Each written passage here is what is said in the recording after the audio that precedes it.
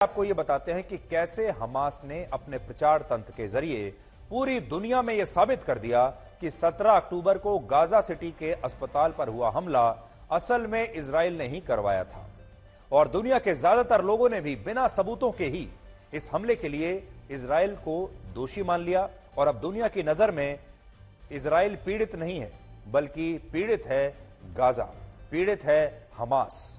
और यह स्थिति भी तब है जब इस घटना को 72 घंटे का समय बीत चुका है, लेकिन हमास ने अब तक ऐसा कोई सबूत दुनिया के सामने पेश नहीं किया है जिससे यह साबित होता हो कि इस हमले के पीछे इजराइल था। तो सबूत पेश करने की भी सारी जिम्मेदारी दुनिया ने इजराइल के ऊपर डाल दी है कि आप यह साबित कीजिए कि आप बेकसूर हैं, आप साबित कीजिए कि यह हमला आपने नहीं किया। लेकिन हमास से कोई सबूत नहीं मांग रहा।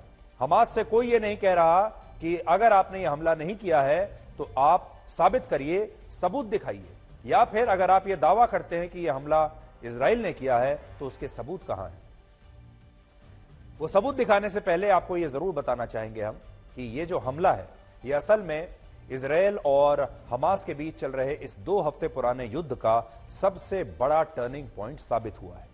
और इस हमले के बाद से इस पूरे युद्ध को लेकर दुनिया में जो माहौल है वो बदल गया है और धीरे धीरे जो सहानुभूति पिछले हफ्ते तक इजराइल के लिए थी, अब वो सहानुभूति गायब हो गई है। और अब दुनिया के बहुत सारे देश और बहुत सारे लोग इजराइल के खिलाफ हो गए हैं और ये मन ही मन ये मान चुके हैं कि इजराइल ने ही ये हमला किया अस्पताल पर और बेकसूर 500 लोगों की जान ले ली। लेकिन आज हम आपको वो सबूत और वो सारे तथ्य दिखाएंगे जिनसे यह पता चलता है कि इस हमले के पीछे इजराइल नहीं बल्कि पैलेस्टीनियन इस्लामिक जिहाद नाम के संगठन के आतंकवादी थे। गाजा सिटी के जिस इलाके में यह अस्पताल है उस इलाके की 2 सैटेलाइट तस्वीरें आज हमने आपके लिए निकाली है। इनमें एक तस्वीर धमाके से पहले की है और दूसरी तस्वीर इस हमले के बाद की है। और इसमें स्पष्ट रूप से यह दिख रहा है कि 17 अक्टूबर को जब इस अस्पताल में यह हमला हुआ तब इस धमाके में आसपास की इमारतों को कोई नुकसान नहीं पहुंचा था। इसके अलावा इस अस्पताल के जिस कंपाउंड एरिया और पार्किंग वाले क्षेत्र में आग लगी, वहां भी इस विस्फोट से सभी इमारतों के स्ट्रक्चर पूरी तरह से तब तक सुरक्षित थे, स्ट्रक्चर वैसे के वैसे ही थे। तो ये जो 2 तस्वीरें हैं मैं बड़ी स्क्रीन पर आपको दिखाता हूं, आप भी पहले ध्यान से देख लीजिए। अब देखिए, पहले आपको ये जो सारी बिल्डिंग्स हैं अस्पताल के आसपास ये आपको दिखाई दे रही हैं और अब आपको आज की तस्वीर हम दिखा रहे हैं।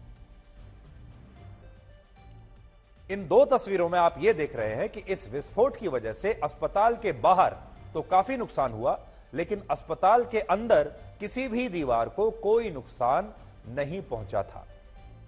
इजराइल जब अपनी मिसाइल से किसी बिल्डिंग को टारगेट करता है तो उस जगह पर कैसी तबाही होती है उसका अंदाजा आप इन तस्वीरों से देख सकते हैं। ये इजरायली जो मिसाइल होती हैं, इजरायली जो रॉकेट होते हैं, जब वो कहीं पर पड़ते हैं तो बिल्डिंग की क्या हालत होती है ये देखिए आप।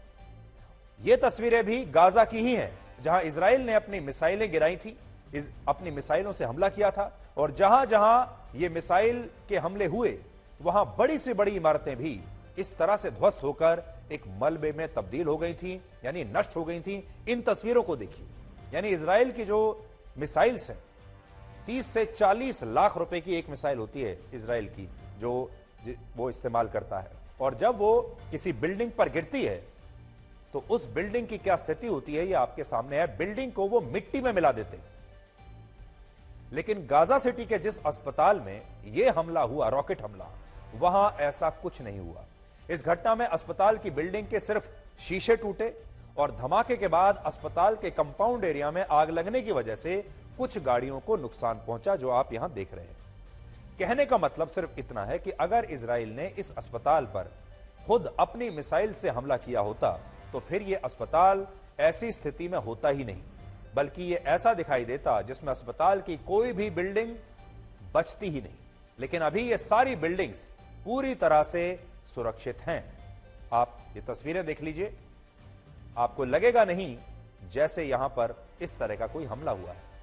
अब दूसरा सबूत देखिए, अस्पताल के परिसर में विस्फोट के बाद जो गड्ढा हुआ वो गड्ढा भी वैसा नहीं है जैसा मिसाइल के विस्फोट के बाद होता है।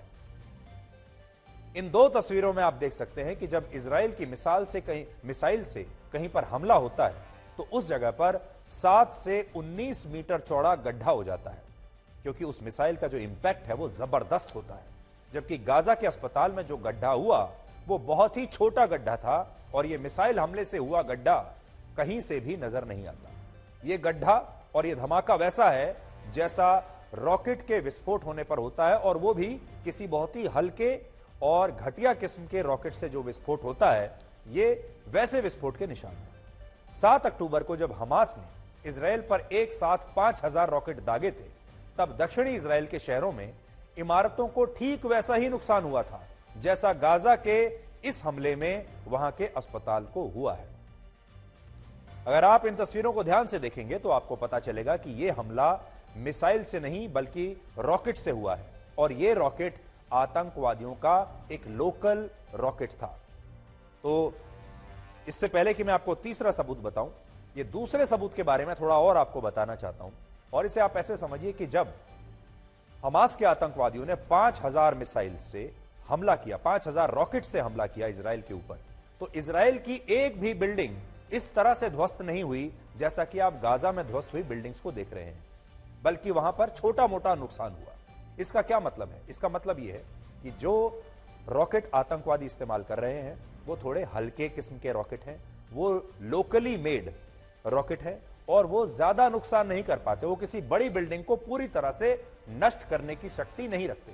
इसीलिए आपको 5000 रॉकेट्स के फायर होने के बाद भी इजराइल में ऐसी तबाही की तस्वीर एक भी आपको नहीं दिखाई देगी। इससे आप समझिए। और जो हल्की तबाही होती है जो आतंकवादियों के रॉकेट से, वैसी ही तबाही आपको उस अस्पताल में दिखाई देगी, जिससे यह साबित होता है कि यह इजराइल की मिसाइल नहीं बल्कि आतंकवादियों की ही अपनी मिसाइल थी, और उसने ठीक उतना ही नुकसान पहुंचाया, उतना ही छोटा हल्का गड्ढा किया जितना उनके रॉकेट कर पाते।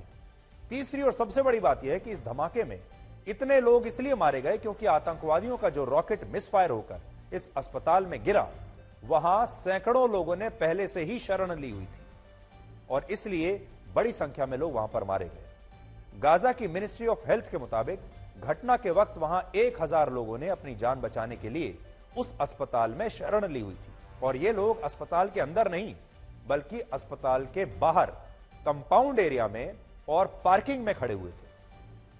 और क्योंकि विस्फोट भी ठीक इसी जगह पर हुआ, इसलिए इतने सारे लोगों की जान एक ही बार में चली गई। एक और बड़ा तथ्य यह है कि जिस समय इस अस्पताल में विस्फोट हुआ, उसी दौरान इस अस्पताल से कुछ दूर हमास की रॉकेट लॉन्चिंग साइट से कई रॉकेट दागे गए थे। इसलिए हो सकता है कि इन्हीं में से एक रॉकेट मिसफायर होकर इस अस्पताल पर गिरा हो, और वहां इस वजह से 500 लोग मारे गए हों। जो उनका रॉकेट लॉन्च साइट है वो भी आज हम आपको नक्शे में दिखा रहे हैं, और वो इस अस्पताल के बहुत ही करीब है।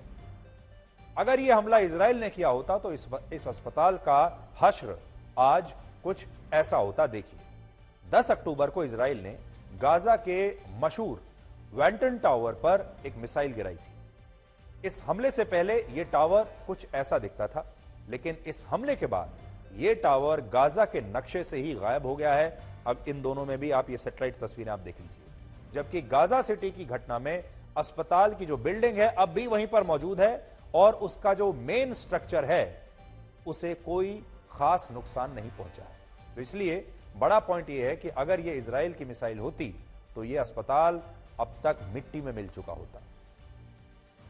इन सबूतों से ऐसा लगता है कि यह हमला इजराइल ने नहीं किया था, लेकिन सोचिए इससे फर्क क्या पड़ता है। 500 लोग तो देखिए मारे गए, 500 बेकसूर लोग मारे गए।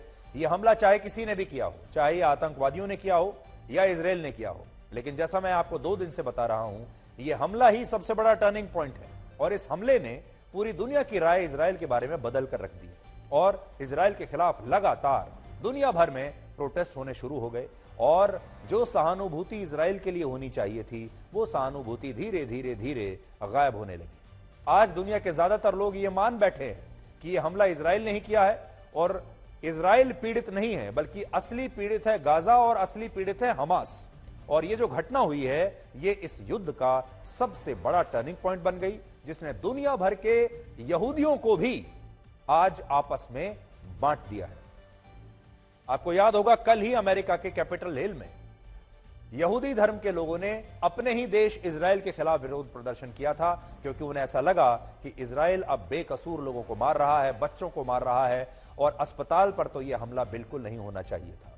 और आज स्वीडन की पर्यावरण कार्यकर्ता ग्रेटा थनबर्ग ने भी फिलिस्तीन का समर्थन करते हुए एक तस्वीर पोस्ट की है, जिसमें उनके साथ यहूदी धर्म को मानने वाले कुछ युवा ये बता रहे हैं कि वो यहूदी हैं, लेकिन इजराइल का समर्थन नहीं करते, यहूदी होते हुए भी वो फिलिस्तीन का समर्थन कर रहे हैं।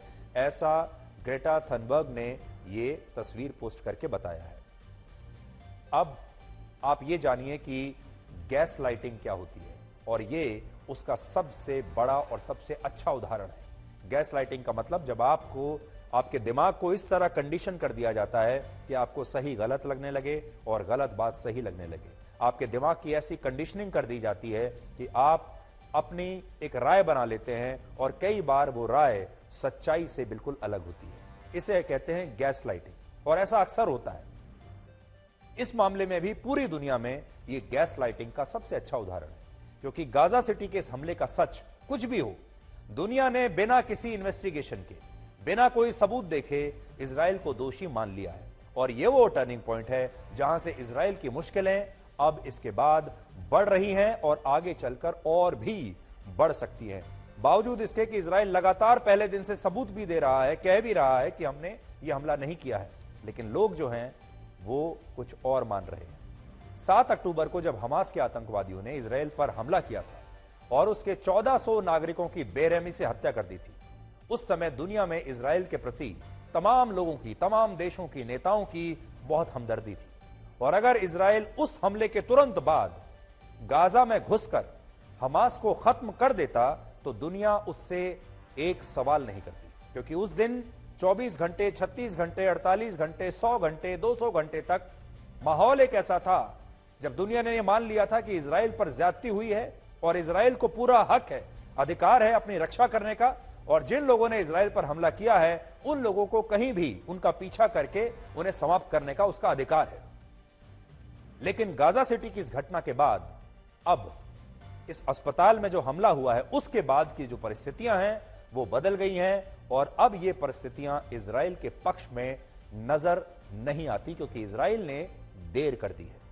अब इजराइल पर गाजा में युद्ध अपराध के आरोप लग रहे हैं, वॉर क्राइम्स के आरोप लग रहे हैं, और गाजा में सीज फायर के लिए उस पर दबाव चारों तरफ से बढ़ रहा है। और यही वजह है कि इजराइल के 3 लाख सैनिक गाजा के बॉर्डर पर आज भी खड़े हुए हैं, लेकिन वो गाजा में प्रवेश नहीं कर पा रहे हैं। यानी इजराइल के पास हमास पर कार्रवाई करने के लिए जो छूट उसे मिल गई थी, आज से 10 दिन पहले तक जो छूट उसके पास थी, जो नैतिक अधिकार उसके पास था, वो नैतिक अधिकार अब धीरे धीरे धीरे बहुत कम होता जा रहा है।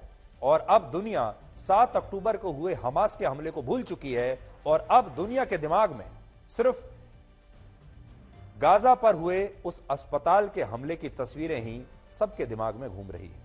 और इसीलिए अब लोग हमास को पीड़ित बता रहे हैं, और सबकी जो हमदर्दी है वो गाजा में रहने वाले लोगों के प्रति हो गई है। इन सब वजहों से इजराइल के प्रधानमंत्री बेंजामिन नेतन्याहू को बॉर्डर पर तैनात अपने सैनिकों से मिलने के लिए जाना पड़ा, और उन्हें यह कहना पड़ा कि इजराइल किसी दबाव में नहीं आएगा, और वो 7 अक्टूबर के हमले का बदला हमास से हर हालत में लेगा। वो भी जानते हैं कि अभी देर होती जा रही है, और जैसे जैसे इजराइल देर कर रहा है, वैसे वैसे लोगों की जो सहानुभूति है इजराइल के प्रति, और जो नैतिक अधिकार था इजराइल का अपनी रक्षा के लिए हमास के पीछे जाने का, उसे समाप्त करने का, अब वो धीरे धीरे कम हो रहा है। और इसीलिए इजराइल के प्रधानमंत्री अब खुद जाकर अपने सैनिकों से मिल रहे हैं, उनसे बात कर रहे हैं और उनका मनोबल बढ़ा रहे हैं। हमास के आतंकवादियों ने जिस दिन यह हमला इजराइल पर किया था, वो जानते थे कि इजराइल इसका बदला जरूर लेगा। अब हो सकता है कि वो यही चाहते भी हों। हमास के आतंकवादी ये जानते थे कि जब हम ये हमला करेंगे तो इजराइल और इजराइल की सेना, वहां की सरकार गुस्से से पागल हो जाएंगे, और इस क्रोध की आग में, प्रतिशोध की आग में इजराइल कुछ भी कर सकता है। और उस दिन तक जब यह हमला हुआ था और उसके कुछ घंटों तक पूरी दुनिया का भी यही माहौल था, यही सोच थी कि इजराइल को अब अपनी सुरक्षा के लिए कहीं तक जाने की उसकी कोई सीमा नहीं है, वो किसी भी सीमा तक जाकर अपनी सुरक्षा करेगा और हमास को नष्ट कर देगा। लेकिन ये जो प्रतिशोध की आग होती है, ये जो क्रोध की आग होती है, बदला लेने की जो आग होती है, ये हमेशा नहीं रहती। और अब ऐसा लगता है कि इजराइल के आम लोगों के अंदर भी और पूरी दुनिया में भी ये जो प्रतिशोध की आग है, अब ये धीरे धीरे ठंडी हो रही है, धीरे धीरे शांत हो रही है और अब इस राख में गर्मी बहुत कम बची है। लेकिन बेंजामिन नेतन्याहू ये चाहते हैं कि ये आग ऐसे ही लगी रहे, क्योंकि अगर ये आग धीमी पड़ी तो फिर इजराइल के सैनिक और इजराइल पूरी दुनिया के सामने अपना बदला नहीं ले पाएगा। इसलिए सरकार और सेना तो ये चाहेगी कि ये गुस्सा ठंडा ना हो, लेकिन हो ये रहा है कि गुस्सा ठंडा भी हो रहा है और दुनिया भर की जो सिंपैथी थी इजराइल के खिलाफ वो भी अब धीरे धीरे कम हो रही है। लोग अब उस बात को भूलने लगे हैं। और जैसा मैंने आपको कहा कि इजराइल के लगभग 1,500 लोग मारे गए आतंकवादी हमले में। शुरुआत में उनके प्रति सबकी सहानुभूति थी, लेकिन अब दुनिया के ज्यादातर लोग उस हमले को भूल चुके हैं और अब उन्हें सिर्फ गाजा में हुए अस्पताल पर हमले की तस्वीरें ही याद हैं और इसके लिए उन्होंने इजराइल को अपने आप ही जिम्मेदार मान लिया है। आज हमने आपके सामने ये सबूत पेश किए हैं। दुनिया में अमेरिका जैसे बड़े बड़े देश हैं जिनके पास लेटेस्ट सैटेलाइट्स हैं, वो सब जानते हैं कि कौन सी मिसाइल कहां से छोड़ी गई, वो सब जानते हैं, ऊपर से सब देख रहे हैं उनके सैटेलाइट्स और उनके पास सर्वेलांस इतना अच्छा है तो उन्हें पता होता है और उनके पास सारे सबूत भी हैं। इसीलिए अमेरिका आज भी इजराइल के पीछे खड़ा हुआ है। इसीलिए ब्रिटेन जैसे देश, फ्रांस जैसे देश और जो यूरोप के जो बड़े देश हैं पश्चिमी दुनिया के, वो सारे आज इजराइल के पीछे खड़े हुए हैं। लेकिन अगर इजराइल ने अब भी गाजा में प्रवेश नहीं किया तो आगे चलकर उसके लिए और ज्यादा दिक्कतें बढ़ने वाली हैं।